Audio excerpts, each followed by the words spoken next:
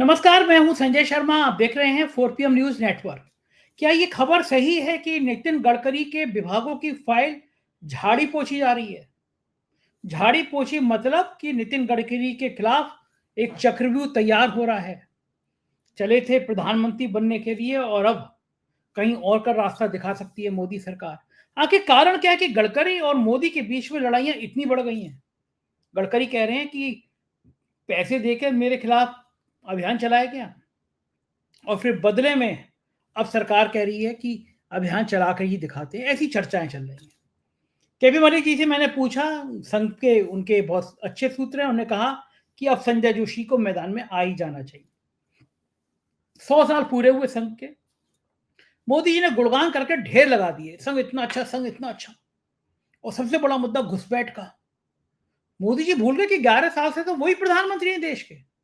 कहां से घुसपैठ हो गई? घुसपैठ हो गई तो गृह मंत्री क्या कर रहे थे? बॉर्डर क्यों सील नहीं थे हमारे?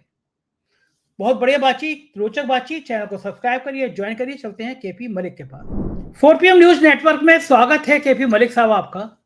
जी धन्यवाद संजय जी। नागपुर से कोई सूचना आ रही है, आप तो हैदराबाद बैठे हैं लेकिन नागपुर गर्म हो रहा है। 100 साल पूरे हो रहे हैं आज विजयदशमी पर संघ के। लेकिन संघ के दुलारे हैं गडकरी साहब। मन में गडकरी साहब के बड़ी इच्छा है कि साहब मोदी जी की जगह ले लें। लेकिन जब जब ऐसे ख्याल आते हैं, ऐसी ऐसी चर्चाएं आती हैं, तो कभी पूर्ति घोटाले की फाइलें खुल जाती हैं, कभी उनके बेटों की कंपनियों की चर्चा होने लगती है। और गडकरी साहब ने फिर 2-3 बार कहा कि मेरे खिलाफ पैसा दे के प्रोपोगंडा चलाया जा रहा है। हमने कहा भी कभी बता दिया जाए भाई कि ऐसा कौन है जो पैसे दे रहा है गडकरी के खिलाफ खबर चलाने को। और प्रधानमंत्री जी के पास इंटेलिजेंस है, सारी खुफिया एजेंसियां हैं, सबको लगा देना चाहिए। उनकी मिनिस्ट्री में एक सीनियर मिनिस्टर के खिलाफ कोई पैसे देके अभियान चला रहा है, लेकिन मामला कोई जांच वाच नहीं कराई गई। आपने तो कह दिया कि जब कराने वाले ही वो हैं तो क्या जांच कराएंगे। लेकिन कुछ और बड़ी खतरनाक खबरें आ रही हैं। क्या सूचना है आपके पास? क्योंकि आपका नेटवर्क बहुत तेज रहता है। गडकरी साहब के भविष्य को क्या कुछ खतरा हो सकता है, या ये लड़ाई अभी और बढ़ रही है? क्या सूचना क्या आपके पास मलिक साहब? संजय जी, अगर आप देखें कि आज संघ के लिए, भारतीय जनता पार्टी के लिए बहुत ही स्वर्णिम दिन है। कल 100 साल पूरे हो जाएंगे संघ को। मोदी जी ने सिक्का जारी किया है और मोदी जी के सपने में पिछले कुछ दिनों से लगातार आरएसएस और संघ आ रहा है। ये आपने देखा, जिस जिस संघ को वो पिछले 11 साल से भूले बैठे थे, वो संघ संघ उनके आजकल घंटी बज रही है दिमाग में संघ की। वो आप देख रहे हैं। तो ये एकाएक क्यों हो रहा है? पिछली चर्चा में हमारी आपकी जब बात हुई थी, मैंने आपको ये कहा था कि संघ ने ठान लिया है कि वो अपना त्रिशूल जो है, जो सत्ता का त्रिशूल मोदी जी के पास है, उसको वापस लेने का निर्णय संघ ने कर लिया है। सत्ता का त्रिशूल एक बार फिर दर्शकों के लिए बता दिया जाए, उनको समझ नहीं आएगा कि भाई सत्ता का त्रिशूल क्या है। आपके चैनल पे तो हम कई बार चर्चा कर चुके हैं। सत्ता का त्रिशूल ये है कि मोदी जी की सत्ता, भारतीय जनता पार्टी और राज्यों की सरकारें जो है, जो पर्ची वाले मुख्यमंत्री बना रखे हैं, तीनों मोदी शाह के हाथ में है। तो ये है सत्ता का त्रिशूल। तो त्रिशूल अब आपके हाथ में नहीं रहेगा। एक सूल रख लीजिए आप, इतनी परमिशन आपको है। और वो सूल, सबसे कमजोर सूल जो है, वो है केंद्र की सत्ता, जो उधार की कुर्सी और उधार की बैसाखी पर रखी हुई है, कभी भी गिर सकती है। तो संघ ने ये कहा है कि सबसे पहले संगठन जो है हमें दे दीजिए आप, और हम संगठन अपने तरीके से चलाएं। अब जब संगठन चलाने की बात होती है, जिस राष्ट्रीय अध्यक्ष की तलाश भारतीय जनता पार्टी टॉर्च लेके कर रही है इतने दिनों से, दुनिया की सबसे बड़ी सियासी पार्टी है भारतीय जनता पार्टी, लेकिन एक जो है राष्ट्रीय अध्यक्ष नहीं चुन पाए। समय समय पे कहते हैं कि पारिवारिक दल ही हैं, वो तो सबको मालूम है कौन अध्यक्ष होगा, सबको पता है कांग्रेस का अध्यक्ष कौन होगा, समाजवादी का कौन होगा, मायावती का कौन होगा, सबको पता है अध्यक्ष को। भारतीय जनता पार्टी का अध्यक्ष किसी को नहीं पता।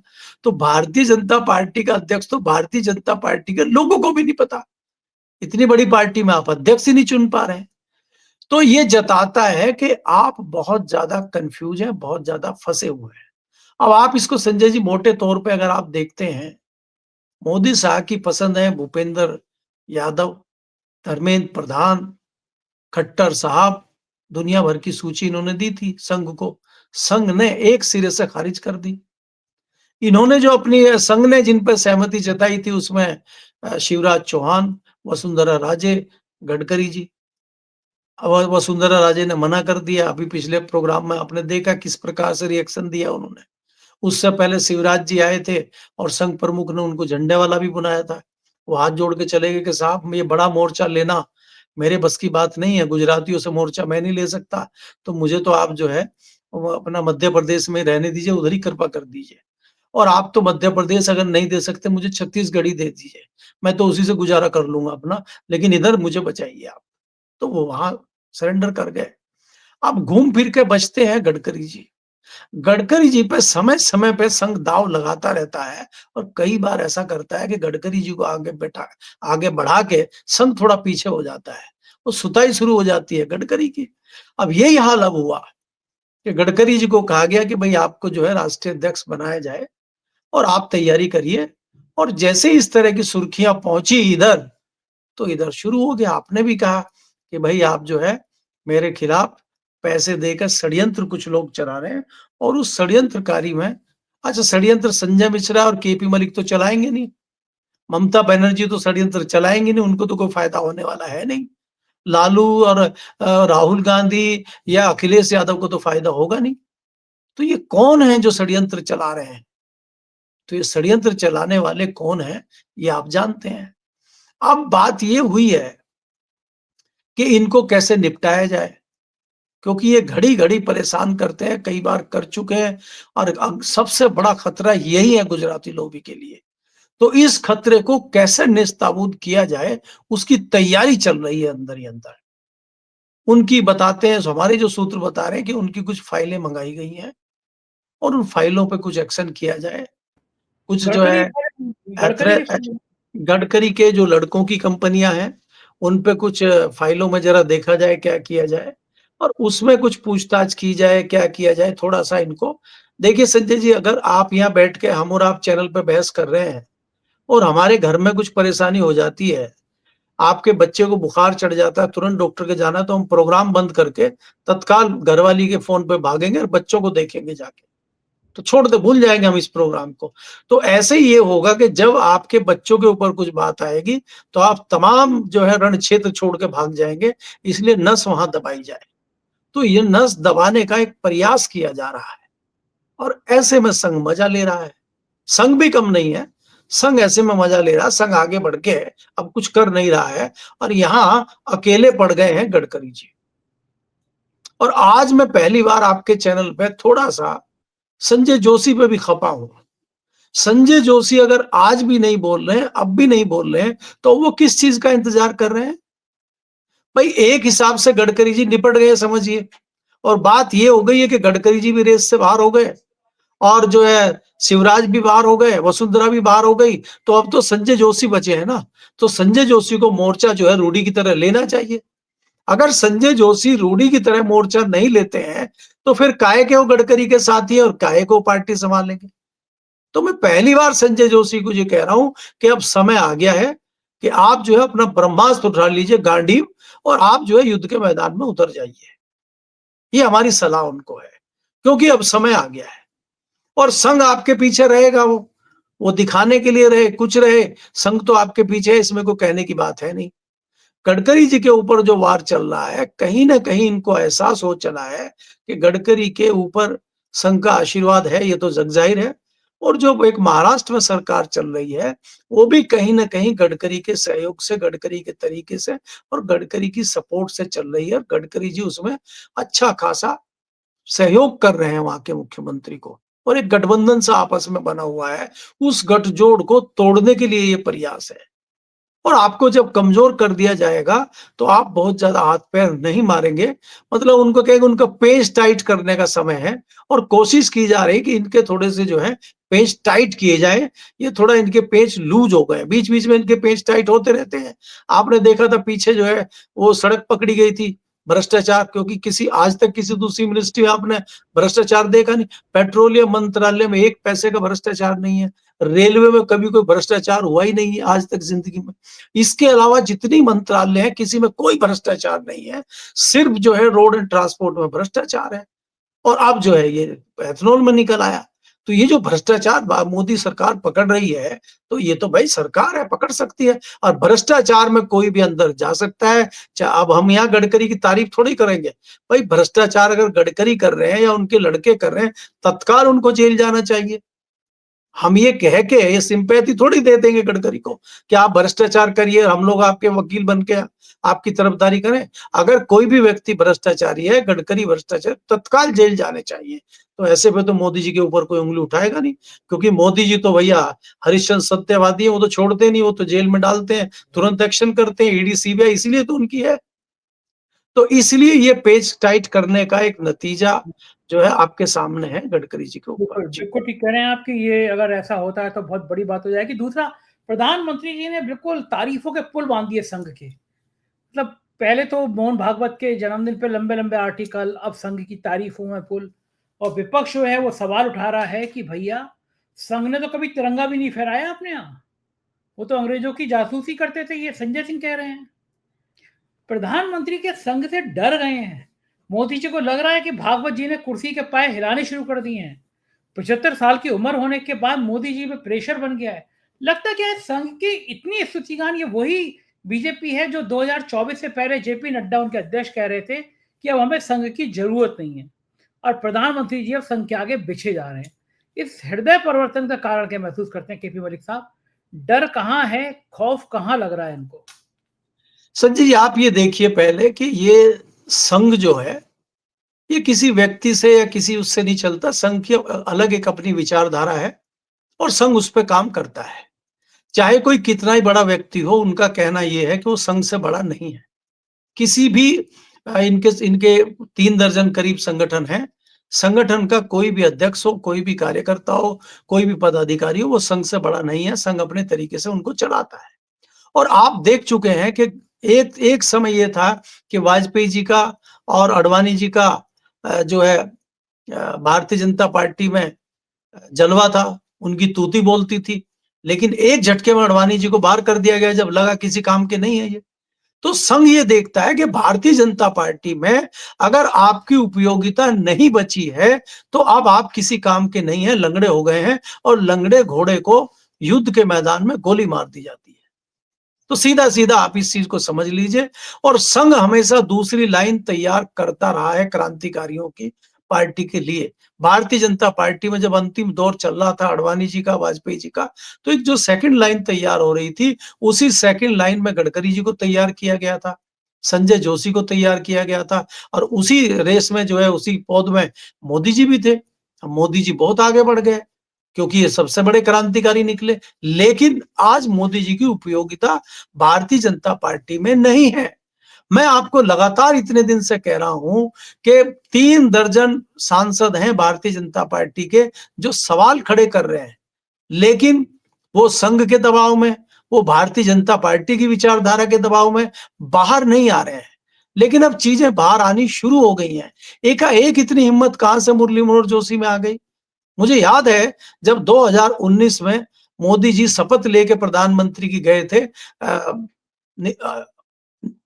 अमित शाह और मोदी जी इनके घर पे पहुंचे थे मुरली मनोहर जोशी जी का आशीर्वाद लेने। और मुरली मनोहर जोशी ने इनके जाने के बाद मीडिया से बात करते हुए ये कहा था कि भाई बहुत अच्छा काम मोदी जी कर रहे हैं और लोकप्रिय प्रधानमंत्री हैं और अच्छा काम कर रहे हैं, इसलिए भारतीय जनता पार्टी भी इनके साथ है और हम लोग भी इनके साथ हैं, हमारा आशीर्वाद भी इनके साथ है। तो मुरली मनोहर जोशी का तो आशीर्वाद था इनके साथ। तो वो आशीर्वाद कहाँ गया आज की डेट में? आज की डेट में आशीर्वाद इसलिए नहीं है कि इनकी उपयोगिता अब समाप्त हो चुकी है और आरएसएस अब इनसे पिंड छुड़ाना चाहता है। अगर आप देखोगे थोड़ा सा 12 में 13 में आप चले जाएं तो अडवाणी जी पीछे हटने को तैयार नहीं थे, लेकिन उनको पीछे हटाने के लिए क्रांतिकारी व्यक्ति चाहिए था और वो क्रांतिकारी व्यक्ति लाया गया था संजय जोशी के रूप में, और उसी ने अडवाणी जी का इस्तीफा लिया था। तो आज भी किसी एक ऐसे क्रांतिकारी की जरूरत संघ को है जो इन अनुपयोगी लोगों से इस्तीफा लेके इनको मार्गदर्शक मंडल का रास्ता दिखा सके। इन्होंने तो मार्गदर्शक मंडल बनाया था, वो कोई दूसरा सार्थक दल मंडल बना दे, कोई पार्थक दल मंडल बना दे, कोई दूसरा कोई बना दे। तो ऐसे व्यक्ति की तलाश अभी संघ को है, इसीलिए मोदी जी की उपयोगिता संघ को दिखाई नहीं दे रही है। जी। मुझे लगता है कि प्रधानमंत्री जी थोड़ा कंफ्यूज हो गए, क्योंकि जब वो बातें कर रहे थे तो कह रहे थे कि सबसे बड़ी समस्या जो है वो घुसपैठ की है। ये भूल गए कि 11 साल से हुकूमत उनकी है। वो बिहार में एफआईआर के मुद्दे को सही साबित करने के लिए कह गए, लेकिन 11 साल से सरकार आपकी, बॉर्डर आपके अधीन में आता, घुसपैठ कहाँ से हो रही है?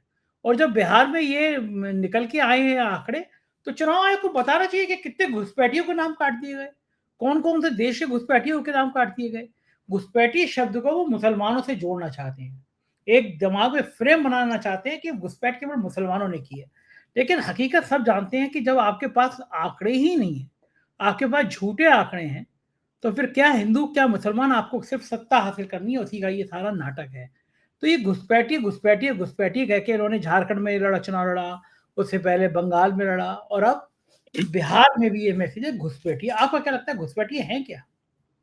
संजय जी, जब दिल्ली में घुसपैठिए हो सकते हैं तो बिहार में क्यों नहीं है? आज दिल्ली के घुसपैठिए कहां चले गए? दिल्ली में आपकी सरकार है, केंद्र में आपकी सरकार है, ये घुसपैठिए मोदी जी के साथ ही चलते हैं। मोदी जी जहां, घुसपैठिए वहां। ये डायलॉग है कि मोदी जी जहां, घुसपैठिए वहां। जहां जहां मोदी जी जाएंगे वहां वहां घुसपैठिए आएंगे, और जहां जहां चुनाव होगा, जहां जहां चुनाव होगा वहां घुसपैठिए पाए जाएंगे। घुसपैठिए सबसे पहले जो दिखे थे आपको, वो बंगाल चुनाव में दिखे थे। बंगाल चुनाव हो गया तो सारे घुसपैठिए दिल्ली आ गए। दिल्ली का चुनाव हो गया तो सारे घुसपैठिए जो है अब बिहार चले गए हैं। और जैसे ही बिहार का चुनाव संपन्न होगा, ये सारे घुसपैठिए आसाम पहुंच जाएंगे। तो फिर आसाम में घुसपैठिए बताएंगे प्रधानमंत्री जी। ये आप मुझे ये बताइए, निकाले कितने गए हैं देश से आज तक, उसकी सूची जारी करिए ना। आपके आपके घुसपैठियों को निकाल रहा है अमेरिका। 73 साल की एक महिला को भेज दिया निकाल के, हथकड़ी बांध के। आप भी तो कुछ रिपोर्ट पेश कीजिए, आप भी तो कुछ फोटो वीडियो बनाइए कि देखिए भाई, हमने ये 10 जो है घुसपैठिए आ गए थे भारत में, और हमने बांग्लादेश में फेंक दिया इनको हथकड़ी लगा के। दिखाइए कुछ। ये सिर्फ जुमलेबाजी है। मैं इसीलिए आपको कह रहा हूं कि मोदी जी का ये अंतिम दौर चल रहा है। और फिर मैं वही पुराना डायलॉग कहता हूं, सारे हथियार इनके खत्म हो गए हैं और अब इन्होंने रथ का पहिया उठा लिया है। तो रथ के पहिए से युद्ध नहीं जीते जाते। यहाँ एक ब्रह्मास्त्र चल रहा है महाभारत के युद्ध में। अब वो जमाना चला गया कि आपका जो वो था, ऑरा था, वो खत्म हो चुका है। और आज आप मोदी जी की बॉडी लैंग्वेज देखिए, उनकी नीतियां देखिए। आज संजय जी, आप बताइए, आप कसीदे पढ़ रहे थे परसों तक वांगचुंग के, और एकाएक आपने उसको गिरफ्तार कर लिया। और आप कह रहे हैं सब कुछ शांति है, सब बढ़िया है, तो आप क्यों वहां पे कर्फ्यू लगा के बैठे हैं? वहां पे तो कुछ इतनी ऐसी जनता भी नहीं है, बौद्ध धर्म के ज्यादा मानने वाले हैं। वहां तो इस तरह का कोई घटना भी नहीं है। जो 4 लोग मरे हैं उनको गोली चलाने का आदेश किसने दिया? सीधी गोली चला दिया आपने। कोई लाठी चार्ज नहीं किया, कोई आंसू गैस के गोले नहीं है, कोई रबड़ की गोलियां नहीं मारी है। तो ये क्या हो रहा है? तो ये जो चीजें चल रही हैं, आपको, आप चौतरफा गिर चुके हैं। चाहे आपकी अर्थनीति हो, चाहे आपकी विदेश नीति हो, चाहे आपकी देश नीति हो, चाहे आपकी राजनीति हो, आपकी सब ध्वस्त हो चुकी है। एक टाइम पे बहुत अच्छी चल रही थी, जुमलेबाजी आपकी बहुत अच्छी थी, वो भी खत्म हो चुकी है। अब तो जुमले भी नहीं चल रहे। तो अब ये अंतिम दौर है, इसलिए कुछ नहीं चल रहा है, इसलिए मोदी जी कमजोर स्थिति में है। अब ये चाहे घुसपैठिए ले आए, चाहे बाहर पीटिए ले आए, अब इनका कुछ होने वाला नहीं है। बिहार का चुनाव इनके ताबूत में आखिरी कील साबित होगा, आप देखिएगा। बिहार में बहुत बुरी तरह से ये हारेंगे, और उसके बाद इनका विदाई समारोह सेंट्रल में होगा। और उससे पहले मैंने पहले भी आपको कहा कि अब बाहर वालों की, अब विपक्ष की इनको जरूरत नहीं है। अब इनके खिलाफ मामला अंदर से ही चालू हो गया है। संघ में भी चालू हो गया, भारतीय जनता पार्टी में भी हो गया है। आप मुझे बताइए कि आज तक आप संसदीय दल की मीटिंग क्यों नहीं बुला रहे हैं? आपने डर है। संसदीय दल की ट्रेनिंग की मीटिंग बुलाई थी, जिसमें राज्यसभा के भी सांसद थे, और मोदी जी सबसे पिछले वाली सीट पर बैठे थे। क्यों? आप तो हमेशा सिंहासन लगा के आगे बैठते हैं, आज पीछे क्यों बैठ गए? तो ये बदलाव कहां से आया? ये तो ये बदलाव जनता भी समझ रही है, भाजपा के लोग भी समझ रहे हैं। और इतनी बुरी स्थिति भाजपा की कभी नहीं रही संजय जी, कि उसके 100, 50, 80, 70 सांसद ना आए, वो तो पहले भी आते रहे हैं। तो हमेशा। भारतीय जनता पार्टी खाली मोदी जी ही चला रहे हैं, मोदी जी के बाद भारतीय जनता पार्टी स्वाह हो जाएगी, ऐसा तो कुछ दिखाई नहीं दे रहा हमें, या मोदी जी जी। के बाद भाजपा नहीं चलेगी। तो ऐसे सवाल उठाने वाले लोग भारतीय जनता पार्टी के अंदर आ गए हैं, कुछ उठा रहे हैं, कुछ धीरे-धीरे उठाते हुए बाहर आ रहे हैं, जो घंटी बंधी है और वो धीरे-धीरे बजनी शुरू हो गई है। जी। अच्छा, इसका एक बड़ा कारण ये भी है कि बाहर के लोग भर लिए हैं। जो विपक्ष के नेता थे, जो भ्रष्ट थे, जिन पे आरोप लगता था हजारों करोड़ की रिश्वत का, बेईमानी का, उन सबको पार्टी मतलब बीजेपी की वॉशिंग मशीन में इधर आदमी गया, उधर क्लीन होके निकल आया। ये दूसरी पार्टी के भ्रष्ट लोगों को चुनने का नतीजा है कि पार्टी बची नहीं। कांग्रेस पार्ट 2 हो गई है वो।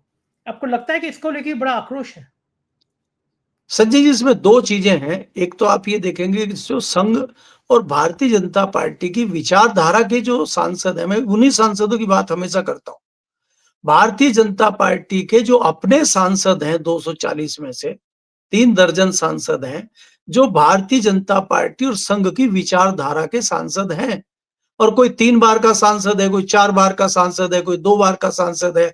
सबने 30 साल, 40 साल, 50 साल भारतीय जनता पार्टी में लगाए हैं और वो आज जो है दरी बिछाने का काम कर रहे हैं। और जो कांग्रेस से आए या जो नौकरशाह चापलूस कर रहे थे, वो 2-2 कैबिनेट मिनिस्ट्री लेके बैठे हुए हैं। तो सवाल ये उठ रहा है। दूसरी चीज़ ये है कि जो भारतीय जनता पार्टी को सिद्धांतवादी पार्टी हम मानते थे, भारतीय जनता पार्टी को बताया जाता था कि भई यहाँ पे तरीके से चुनाव होता है, इलेक्शन होता है, इनका जो है प्रेसिडेंट चुनने के लिए भी, इनके यहाँ कोई टिकट देने के लिए भी एक बहुत अच्छी प्रक्रिया है। ये बाकी पार्टियों से अलग है। लेकिन जितनी अलग थी, अब उसी तरह से दूसरी तरीके से अलग हो गई है ये, कि इसमें आयातित नेताओं को बड़ी मात्रा में लाया गया और उनको एक छत्र राज उनका करवा दिया गया। सबसे बड़ा उदाहरण आपके सामने आसाम का है। आपने कई जगह इस तरह के कैबिनेट मिनिस्टर स्टेट में भी बना रखे हैं और आपने केंद्र में भी बना रखे हैं, जिनकी उपयोगिता कुछ नहीं है। भारतीय जनता पार्टी का दुर्भाग्य देखिए आप, कि आज भारतीय जनता पार्टी के पास ढंग के प्रवक्ता नहीं है। जिस पार्टी को आप सिद्धांतवादी पार्टी कहते थे और जिस पार्टी में वाक्पटु प्रवक्ता होते थे, जो चैनलों पे आते थे तो लोग सुनते थे उनको, क्योंकि ऐसे तथ्य वो रखते थे। आज भारतीय जनता पार्टी के पास टोटा पड़ गया है प्रवक्ताओं का और क्रांतिकारी प्रवक्ता इंपोर्ट किए गए हैं। एक तो आपके वहीं से आए, यूपी से लाया गया उनको, वो तो पजामा भी नहीं पहनते कई बार। तो ऐसे-ऐसे प्रवक्ता जब भारतीय जनता पार्टी में आ जाएँगे, तो भारतीय जनता पार्टी में थू-थू होना लाज़मी है और उनकी आत्मा का रोना लाज़मी है, जो 40 सालों से भारतीय जनता पार्टी और संघ की विचारधारा से जुड़े हुए हैं। तो अब वो लोग नाराज़ हो गए हैं और उस नाराज़गी का एहसास मोदी जी को बखूबी हो गया है, उसी से मोदी जी घबराए हुए हैं। जी। बिल्कुल ठीक कह रहे हैं आप। इस नाराज़गी का एहसास हो गया तभी डर है। बहुत-बहुत शुक्रिया मलिक साहब, आपने मुझे समय दिया, बातचीत की। Thank you sir. तो ये थे केपी मलिक जी, पूरी बातचीत आपने सुनी। मुझे उम्मीद है कि बातचीत पसंद आई होगी। चैनल को सब्सक्राइब और जॉइन करें। शुक्रिया, थैंक यू।